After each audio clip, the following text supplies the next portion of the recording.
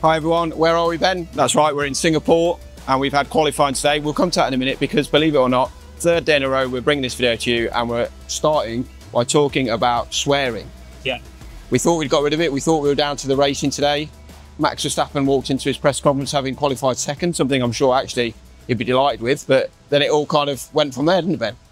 Quite interesting, wasn't it? I mean, you know, his responses were very short. Just his feedback from what went on during qualifying, and he was getting 1 or 2 word answers, and then got to a point where someone said, why are your answers so short? Will you talk to us afterwards? Or he said, yeah, sure, let's do a press conference afterwards. So this was all in the FIA press conference, which the drivers are required to do post-qualifying, post-race. And I guess that's kind of his response to the community service that he's been issued with as a result of swearing in the press conference on Thursday. You know, some people might say it's a little bit petulant perhaps, but I personally don't think that that's the case. I think it's him just responding in the way that he does. He's obviously upset with the way it's been handled. He tried to present his case to the FIA. And yeah, he's just a little bit frustrated. And then obviously after that, he comes out of the press conference and then all the journalists sort of jump on him and he's trying to walk back to motorhome and everyone's sort of on him. And it was quite funny, really, wasn't it? Watching all that procession throughout the paddock. Well, I think that's also proof that he's not angry at journalists or media. He's angry at the punishment and the way it was dealt with, I think, wasn't he? He left the press conference and then you guys were swarming around him. Ben took some pictures on the Autosport social media. And yeah, it was a strange situation, but actually he then spoke quite well about why he did what he did and still spoke a little bit about the setup of the car and did what he would normally do in a press conference. He just... I think because that's the arena, if you like, where he was fine, well, where he took this punishment for swearing, he was going to come in and say absolutely nothing. And you said people might question it as petulant, but some people that didn't question it, all the other drivers backed what he did. I thought that was telling, actually. I mean, Lewis Hamilton saying that it was ridiculous, the penalty that he's been issued. Said he wouldn't do it if it was him, didn't he? He basically said to Max, don't do it because I wouldn't do it if it was me. Yeah, yeah, and I think that kind of tells you all you need to know, really, with regards to how the drivers feel about it, probably as how we feel about it as journalists, possibly even the wider world as well as fans. I mean, really, I made the point in one of my pieces, like, I'd really love to find someone that feels that bothered about the broadcasting of swearing, which ultimately F1 can control with the bleep button. Let's talk about qualifying, because believe it or not, that happened today. We touched on Max Verstappen there second, tight arrival Lando Norris first. He has been mega since he came here this weekend, hasn't he? Yeah, looked really comfortable in the car. Strung it all together, really good lap from Lando. And for me, what was interesting, like earlier in the year, there was lots of question mark about, you know, Lando's behaviour when he didn't quite nail it. Today, obviously, he did. But there was a sense of comfort in doing so. I think that he's growing in confidence. He knows the car's quick. That's allowing him a little bit of a margin in the sense if he does feel like he's made a mistake, that he can always recover. And that's obviously a good mind space to be in, you know, quickest in qualifying. I just hope that he can translate it into a good performance tomorrow because, as we've seen this year, starting has been a problem. This is a tricky place. You know, the start towards turns 1 and 2, always a little bit of carnage down there. So and he's got Max, obviously, alongside him. Max alongside him, and of course you've got Lewis behind him as well. So Lewis Hamilton starting on third. So really good to see 3 different drivers, different cars, teams, all in the mix. Yeah, it's great, isn't it? It is that thing, isn't it? I think will it be in his mind sat on that grid tomorrow that, look, if he beats me that first corner, I might have a faster car, but it's going to be tricky around here, isn't it? Yeah, I mean, usually a safety car could be another random lizard, as we saw in FP3, a lizard come onto the track and cause the red flag. So lots of variables tomorrow. I think weather we're going to be clear. I think it's still going to be obviously hot and muggy and everything else, but probably no rain tomorrow. So, but obviously there could be accidents, safety cars, who knows what. But yeah, I think it's all to play for tomorrow. I'm quite, you know, it's quite difficult to pick who's going to win. I agree. Looking a little bit further down, let's talk quickly about Oscar Piastri. Yeah. Not the greatest qualifying for him, down in 5th. He was asked, is this difficult for you because you're not in a position where you can help Lando? And he basically said, look, I want to qualify for me, not for helping Lando. But if there is anything I can do tomorrow, I will. Whether that's, if we saw it last week where Lando held up Perez, maybe you get into a position where Max pits and, you know, Piastri's still running. We don't know how that will look, but maybe he can repay the favour. That would be an interesting little side note. Lewis Hamilton, we touched on. Yeah. He said he came here this weekend and the car was awful. He was 1.2 seconds off in all the sessions. Team have tried everything. and then he suddenly jumps into it with qualifying, and it felt absolutely spot on.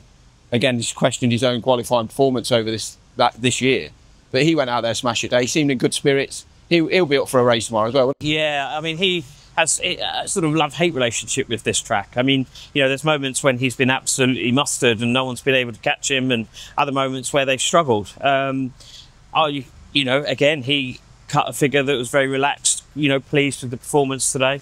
And yeah, it all bodes well tomorrow. Let's move on to the poor performances. I guess let's start with Sergio Perez. Christian Horner said last weekend on the Sky coverage that if the season was 24 races in Baku, he'd be world champion. Well, I don't know about that. He didn't finish that one. But we're not. We're very much not in Baku now, yeah. And he's back down. You know, knocked out in Q2. Not a great performance. When you see that Max can stick it on second, that differential's there again, isn't it?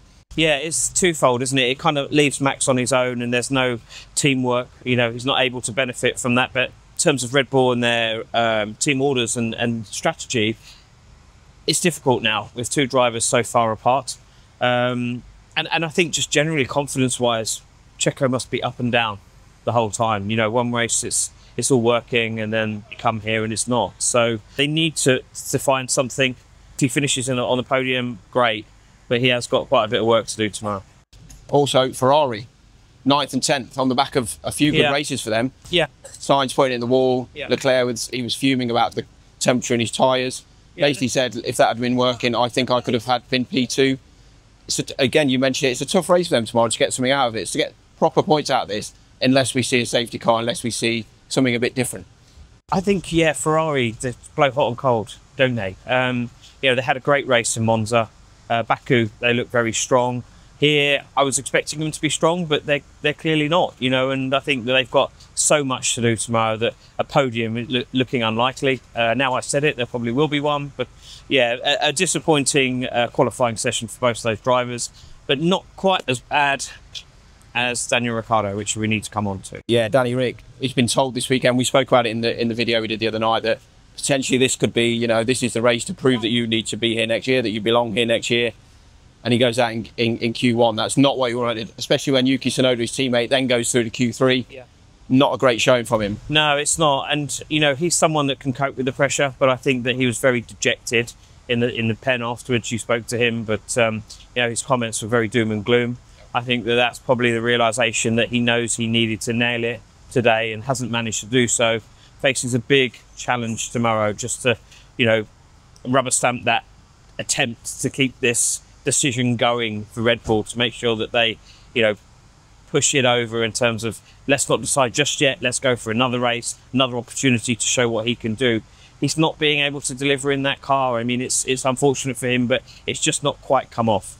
And it is a weird one tomorrow, isn't it? Because he could, we've spoken about safety cars and things like that, he could benefit from that, finish 10th, get a point. But is that enough when you then look on the paper and go, oh, you know, you finished 10th because of X, Y, and Z? Yeah, I think it would have taken a big finish, you know, top 5 perhaps, for Red Bull to sit up and to go, actually, you know what, he is worth a shot. But I think anything other than that is pretty hard, looking at the qualifying result, but also hard for Red Bull to justify the decision to put him in the team again next year when you've got someone like Liam Lawson waiting in the wings. Let's give a quick nod to a few of the drivers. Haas of Nico Hulkenberg, brilliant 6th. Fernando Alonso 7th. Both admitted they benefited from the Ferrari issues, but hey, you've got to be there to pick up these opportunities. I mean, Haas has really been one of the stories of the year. You know, the fact that, you know, you had all the Günther Steiner stuff going on at the start of the year, you know, him going, Ayuka Matsuo coming in, and they just seem to be delivering pretty much every track. It's quite impressive. I mean, you know, I mentioned Ferrari, good in, you know, 2 races ago, and then obviously in Baku they look strong, but they aren't able to do it here. Haas don't have that problem. They seem to be able to deliver some consistency. Okay, it's not fighting for wins or podiums, but they are quick, and that's really impressive. Magnussen said he was further down because he was running an older spec of the wing. We don't know if that's true. Quick shout for Williams, just missing out on the top 10. A few issues for Alex Albon, but they'll be hoping for a good race tomorrow. And Colapinto, again, not that far behind his teammate. Yeah, again, a strong showing from him. You know, tough place to come and show it in an F1 car, but he wasn't phased. All bodes well for tomorrow. As I said, if we've got a safety car, anything can happen. You know, the whole order could be turned around. Anything can happen. Everything always happens in our videos. With no toilet tonight, but we've got some delivery of water and everything. The bins are being emptied around us. But we will be here tomorrow. in the glamorous surroundings of the Singapore Grand Prix to discuss what happens in the race. Do join us tomorrow.